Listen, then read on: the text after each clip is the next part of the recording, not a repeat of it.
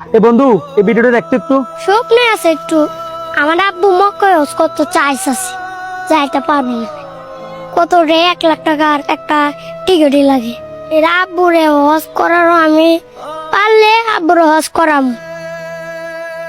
দেখছস বন্ধু, এইটুকু ছেলে পানি বিক্রি করতেছে এই ব্যস্ত রাস্তার ভিতরে শুধুমাত্র তার বাবাকে হজে নেওয়ার জন্য।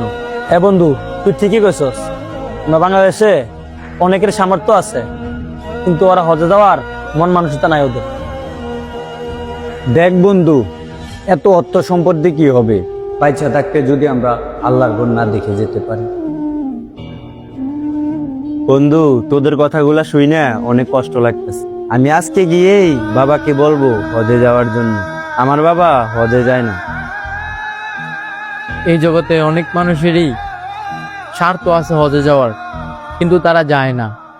আবার এমনও মানুষ আছে তাদের সামর্থ্য নাই হজে যাওয়ার, কিন্তু তাদের খুব ইচ্ছা নিচ্ছকে একবার আল্লাহর ঘর দেখার, কিন্তু তারা সেটাও করতে পারে না টাকার অভাবে।